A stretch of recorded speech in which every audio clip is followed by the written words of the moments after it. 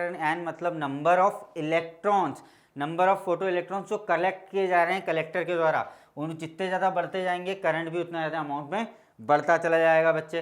Then the second thing, the photo electric current depends on the another factors. कौन कौन से factors पर depend करता है? तो देखो सबसे पहला फैक्टर तो अपन ने ये बात करी है कि एनी से ही आ गया, नंबर्स पर डिपेंड करता है बच्चे।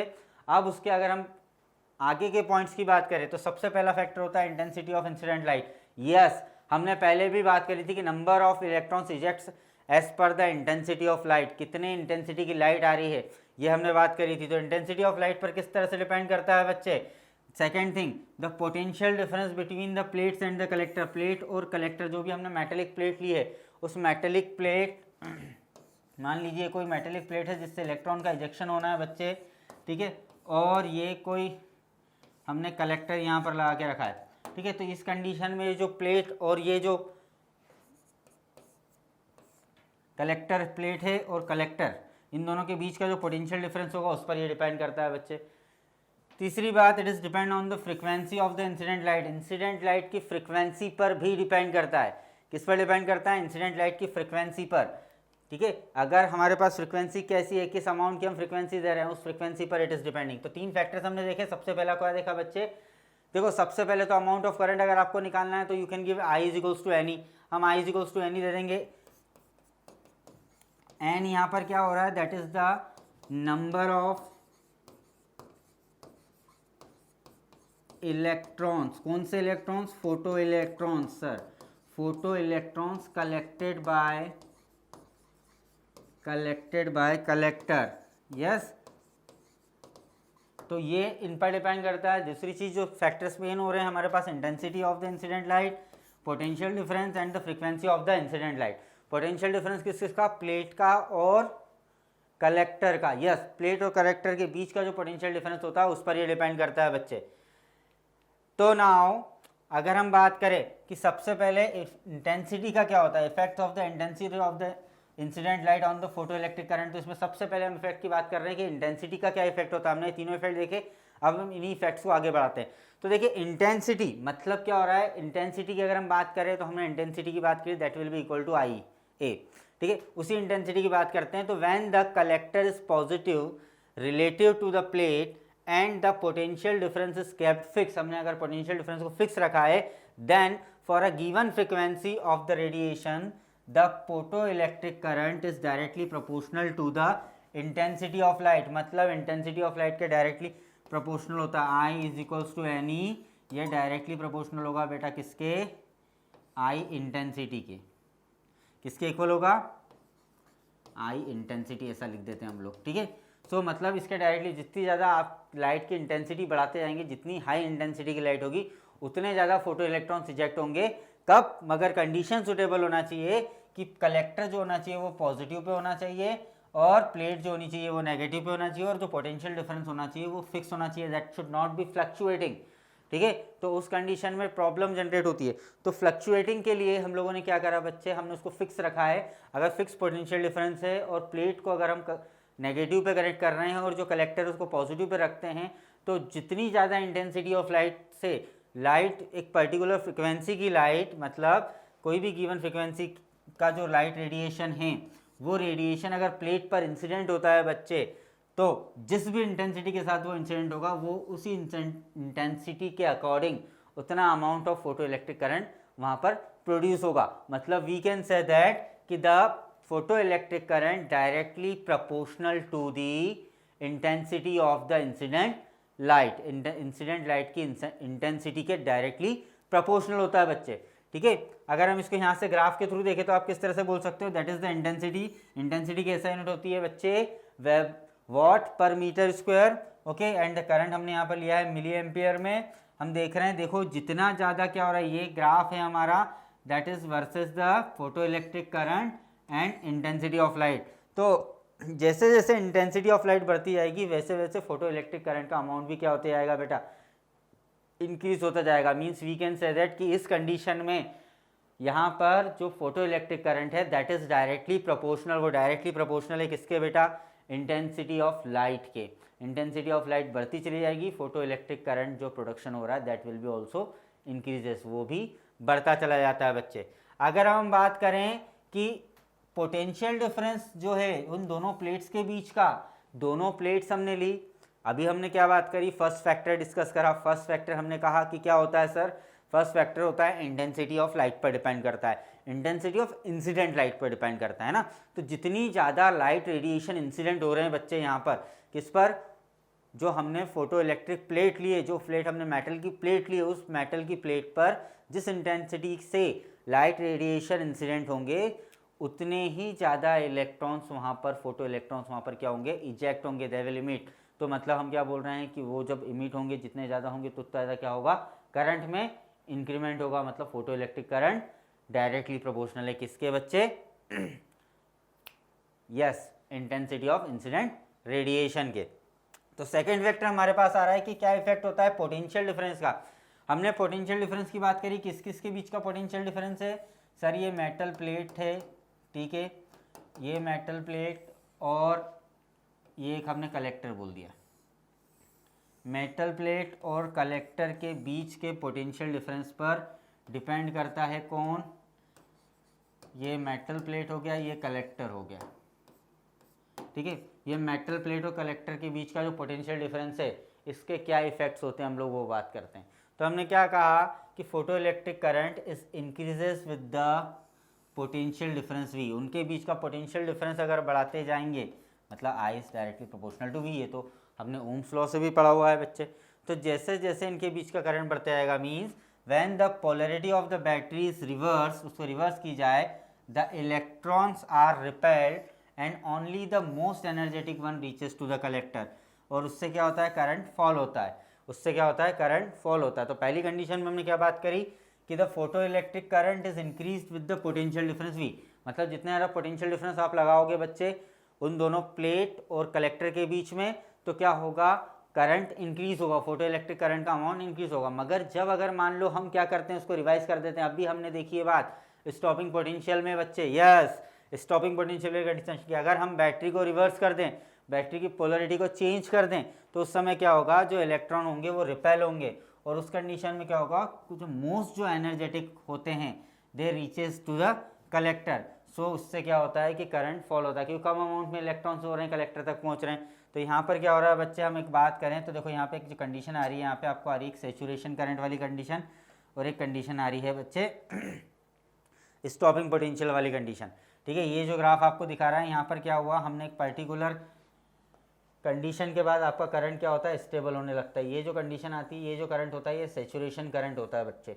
और जब हम देखते हैं कि एकदम से करंट में जो फॉल आता है, जो डाउनफॉल आ रहा है करंट में, ठीक है, कहाँ पर आ रहा है, जब हमने बैटरी को रिवाइज किया तो वो जो डाउनफॉल आने के कारण एक particular value of the potential क्या होती है, उस particular value of the potential पे करंट क्या होता है, फॉल होने लगता है, एक सैचुरेटेड कंडीशन में आ जाता है। तो इसको हम क्या बोलते हैं, जब अमाउंट ऑफ करंट एकदम से फॉल होने लगता है किस पर, जिस पोटेंशियल पर, that is the stopping potential.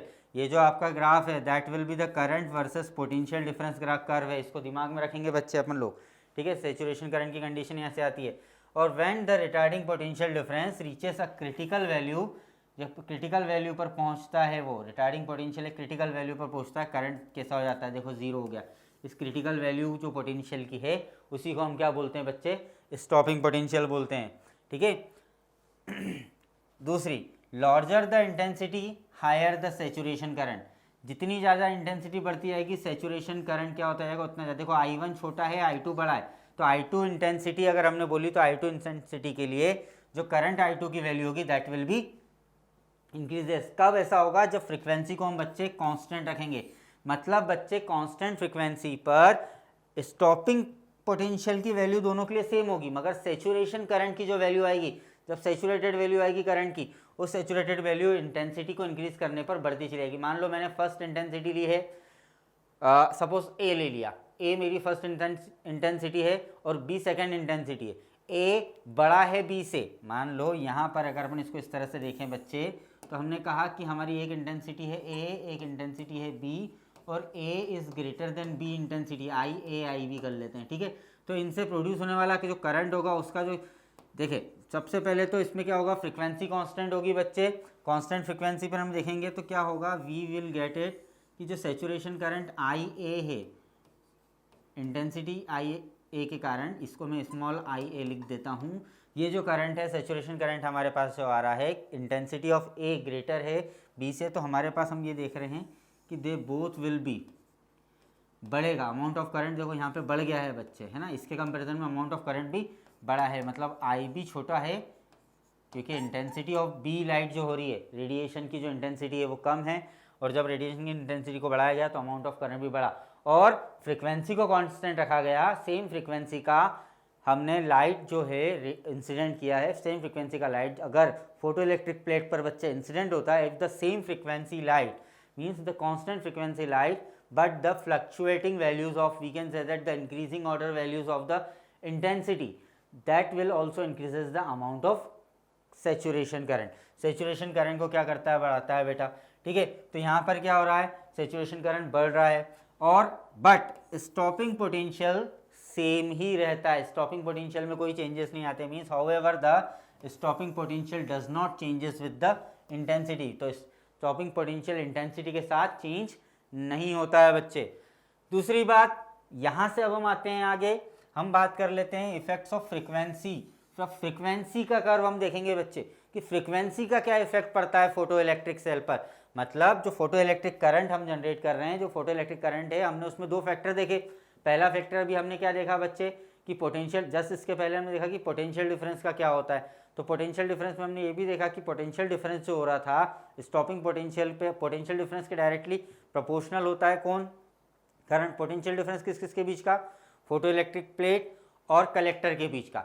जैसे जैसे क्या हुआ, इंक्रीमेंट आया किसमें, इंटेंसिटी में, तो वहाँ पे हमको एक सैचुरेशन करंट भी देखने को मिला बच्चे, और एक स्टॉपिंग पोटेंशियल भी हमने पढ़ा। स्टॉपिंग पोटेंशियल और इंटेंसिटी के बीच में हमने रिलेशन देखा, तो हमने कहा कि इंटेंसिटी चेंज होगी मगर स्टॉपिंग पोटेंशियल चेंज नहीं होगा अगर फ्रीक्वेंसी कांस्टेंट है बच्चे। तो कांस्टेंट फ्रीक्वेंसी पर intensity of the incident radiation increase होता चला जाता है बच्चे।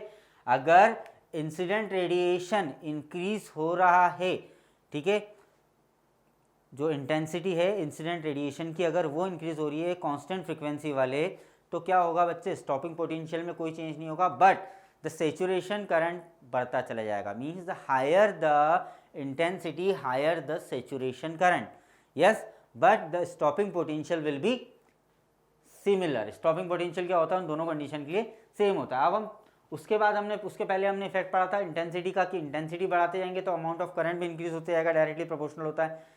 अब अगर हम फ्रीक्वेंसी की बात कर रहे हैं कि फ्रीक्वेंसी किस तरह से इफेक्ट करती है बच्चे, क्या होता है फ्रीक्वेंसी से, फ्रीक्वेंसी अगर चेंज होती है तो फोटो इलेक्ट्रिक करंट पर क्या इफेक्ट पड़ते हैं। So for the given intensity, अगर इंटेंसिटी को हम सेम रखें एंड द स्टॉपिंग पोटेंशियल जो होगा that depends on the frequency, मतलब हमने कहा था कि स्टॉपिंग पोटेंशियल बेटा इंटेंसिटी पर डिपेंड नहीं करता, तो वो किस पर डिपेंड करेगा, फ्रीक्वेंसी पर डिपेंड करेगा, yes. So the stopping potential that depends on the frequency, higher the frequency, higher the value of stopping potential। मतलब सर कर्व कैसा हो सकता है, अब बच्चे कर्व ऐसा हो सकता है, अगर हम कर्व की बात करेंगे कि इंटेंसिटी सेम रखी है, सेम इंटेंसिटी पर अगर हम देखेंगे फ्रीक्वेंसी जितनी ज़्यादा बढ़ाएंगे उसका स्टॉपिंग पोटेंशियल वैल्यू क्या होगा, उतना ज़्यादा अपने को मिलेगा, यस। तो अगर हम इसके ग्राफ की अगर हम बात करते हैं तो you can see that saturation current की पोजीशन सेम हो जाएगी अब, मगर we are getting the two different positions for the different intensities. So यहाँ पर आप क्या देख रहे हो कि इंटेंसिटी सेम है, आई की वैल्यू सेम है, इंटेंसिटी कांस्टेंट है, यहाँ पर इंटेंसिटी कांस्टेंट है बच्चे, और कांस्टेंट इंटेंसिटी की, but the variable frequencies V1 V2 दो डिफरेंट फ्रिक्वेंसीज है, V2 की वैल्यू बड़ी है, V2 is greater than V1, तो यहाँ पर क्या हो रहा है, V2 का जो स्टॉपिंग पोटेंशियल है वो ज़्यादा है as compare to the V1। तो जैसे जैसे क्या होगा बच्चे, फ्रीक्वेंसी इंक्रीज होती चली जाएगी, वैसे वैसे स्टॉपिंग पोटेंशियल की वैल्यू भी इंक्रीज होती चली जाएगी। Means higher the frequency greater the amount of stopping potential, stopping potential क्या होगा बेटा वहाँ पर बढ़ता चला जाएगा, ठीक है। अगर हम यहाँ पर इसको इस तरह से डिफाइन करें, अगर हमने कहा कि थ्रेशोल्ड फ्रीक्वेंसी के लिए अगर हम इसको लेके जाते हैं, हमने कहा कि V01 जो है वो थ्रेशोल्ड फ्रीक्वेंसी है मेटल की, एक मेटल ले लिया अपन ने, और V02 ले लिया, that is the threshold frequency of metal 2।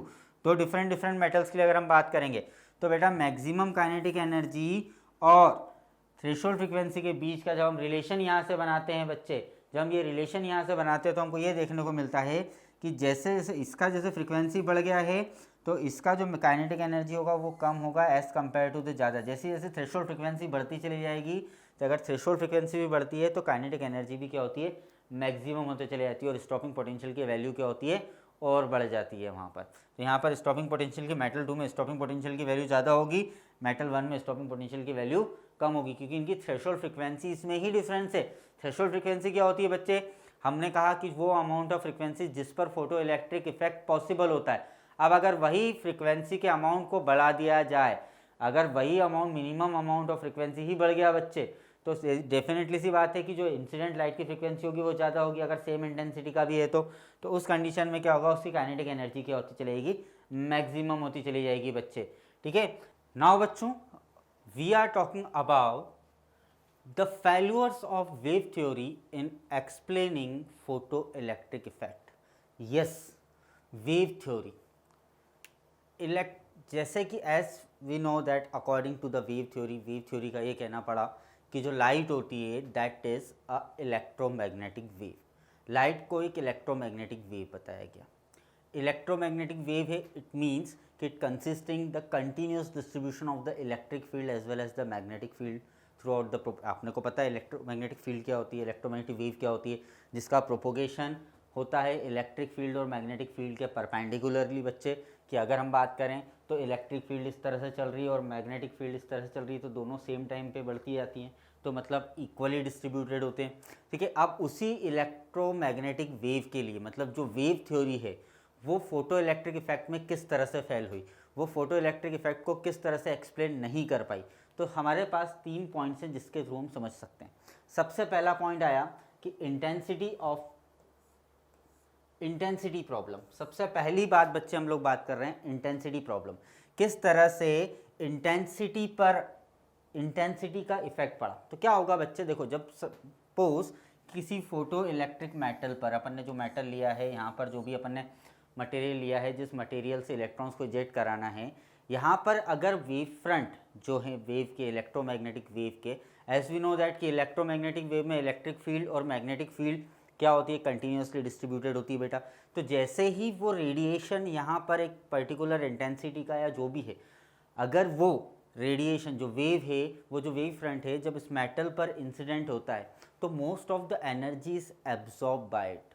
Most of the energy क्या हो जाती है, एब्जॉर्ब हो जाती है, ठीक है।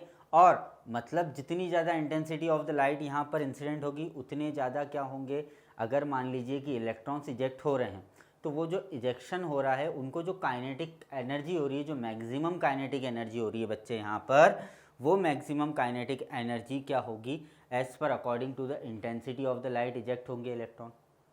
बट हमने फोटो इलेक्ट्रिक इफेक्ट में ये पढ़ा है कि जो मैक्सिमम काइनेटिक एनर्जी होती है it is does not depend on the intensity of light. Yes, so the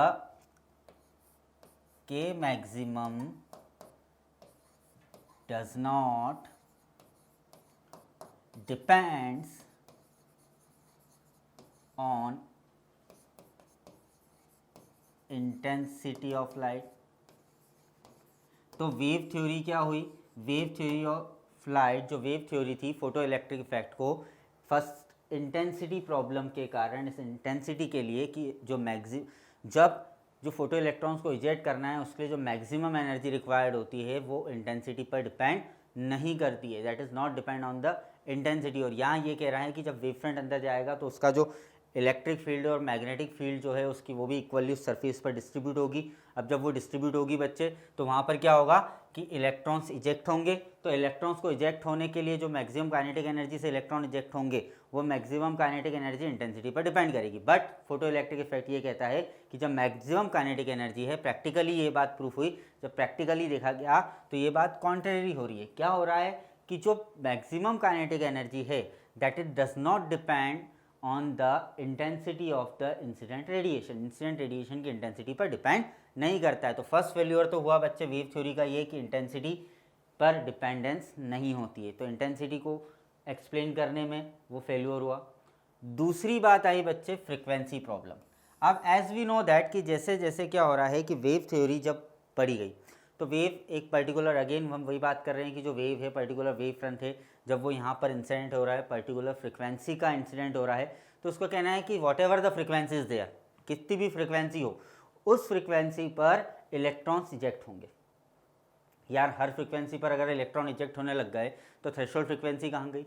yes, दो जो प्रॉब्लम आई, सेकंड प्रॉब्लम जो यहाँ पर आई है, जो फेल्यूर हुआ है सेकंड नंबर का, वो ये हुआ कि wave theory does not explain the problem related to the threshold frequency. Wave theory threshold frequency को बता ही नहीं पाई। उसका कहना था कि जितनी ज़्यादा जो वेव फ्रंट इंसिडेंट हो रहा है, जो वेव फ्रंट इंसिडेंट होगा मेटल पर, उस मेटल सरफेस पर वो इक्वली डिस्ट्रीब्यूट होगा, इक्वली डिस्ट्रीब्यूट होगा तो what ever the frequency of the material ये इसको इजेक्ट करेगा। ऐसा थोड़ी होता है। तो थ्रेशोल्ड फ्रीक्वेंसी कहाँ गई भैया, तो थ्रेशोल्ड फ्रीक्वेंसी पर डिपेंड करता है। मीन्स हम ये कह सकते हैं कि जो वेव थ्योरी का जो फेल्यूर था, सबसे बड़ा फेल यहाँ पर हुई है वो कि वो थ्रेशोल्ड फ्रीक्वेंसी को एक्सप्लेन नहीं कर पाई, that was not able to explain the threshold frequency बच्चे।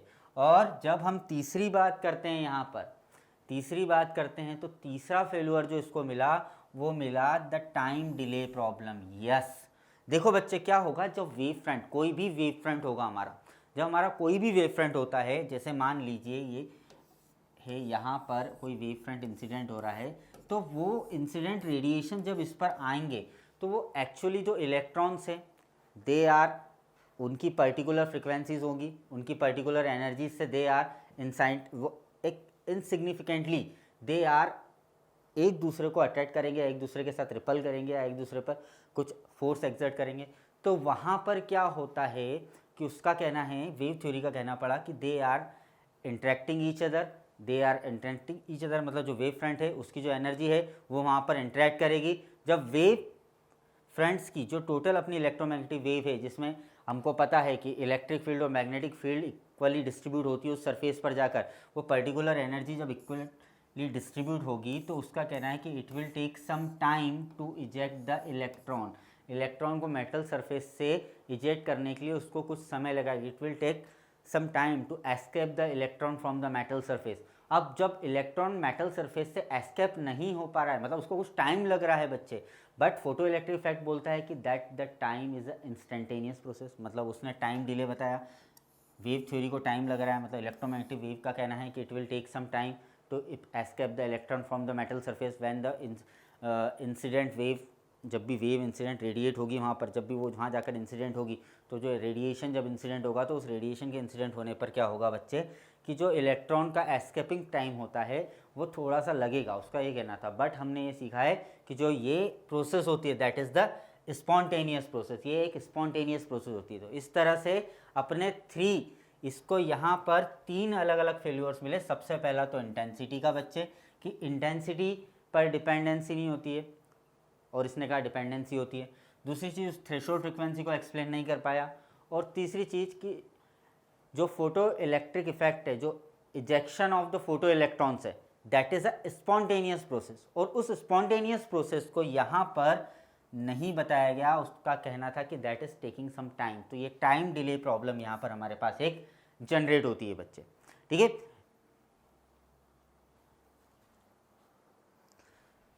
अब बच्चों हम लोग बात करने वाले हैं किसके बारे में, intensity of the light source at a point. Photo electric effect में हम लोग ये बात करेंगे कि किसी भी लाइट सोर्स की एक किसी पॉइंट पर क्या इंटेंसिटी होती है, हम लोग उसके बारे में बात करेंगे यहाँ पर। तो देखिए बच्चों, the amount of energy incident on a point पर unit area at a point in a unit time, that is called the intensity of the light. Yes, means जितनी एनर्जी इंसिडेंट हो रही है, means the amount of energy incident किसी भी point पर अगर जितनी अमाउंट ऑफ एनर्जी इंसिडेंट होती है उसके पर यूनिट एरिया पर यूनिट टाइम में, that is called the intensity of the light, ठीक है। तो उसी इंटेंसिटी अगर ऑफ लाइट को हम बात करते हैं तो intensity at a point is the energy incident पर यूनिट एरिया पर यूनिट टाइम हम बोल सकते हैं। यस, द इंटेंसिटी जो हो रही है, that intensity of the light at any point is the energy incident पर यूनिट एरिया पर यूनिट टाइम होगी। तो यहाँ से अगर हम इंटेंसिटी की बात करेंगे तो इंटेंसिटी की यूनिट क्या दे सकते हैं बेटा, एनर्जी, ठीक है, पर यूनिट टाइम पर यूनिट एरिया, ठीक है। तो हम ऐसा बोल सकते हैं द इंटेंसिटी की जो ऐसा यूनिट बन रही है वो हम क्या बोल सकते हैं, जूल पर सेकेंड पर मीटर स्क्वायर। यस, तो आई इज इक्वल्स टू जो इंटेंसिटी होती है दैट कैन बी गिवन है एन एच न्यू, ठीक है। यहाँ पर एच क्या है, प्लांक कांस्टेंट है बेटा, new is the frequency of that. Yes, तो यहाँ से हम बात करते हैं जो इंटेंसिटी होती है, अगर हम बात करें intensity of a light at a distance r, अगर आर डिस्टेंस पर अगर हमको इसकी इंटेंसिटी निकालनी है तो हम क्या बोलेंगे, suppose the amount of the energy received by the spherical surface per second that will be equal to the amount of energy emit by the light source per second. Yes, जितनी एनर्जी, कोई मान लो सपोज अपन ने spherical source लिया है, वो spherical जो particular surface हम ले रहे हैं वो स्फेरिकल सरफेस पर सेकेंड में जितनी एनर्जी रिसीव कर रहा है उतनी ही एनर्जी कोई पॉइंट सोर्स या कोई सोर्स पर सेकेंड में रेडिएट करेगा, वो इमिट करेगा। यस, तो यहाँ से अगर हम बात करते हैं तो हम बोल सकते हैं intensity at any distance r can be given by power upon area, क्योंकि देखो एनर्जी पर सेकेंड मतलब energy per unit time can be given as a power, तो ये हो गया बच्चे पावर।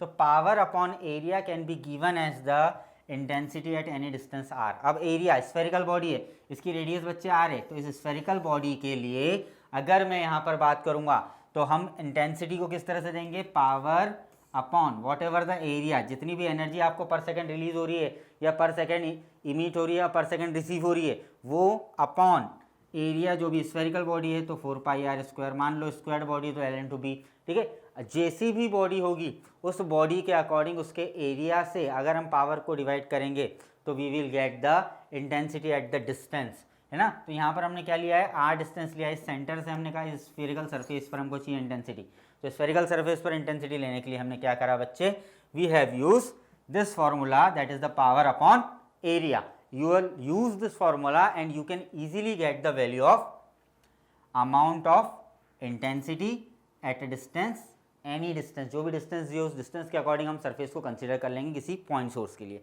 ओके बच्चे, so thank you।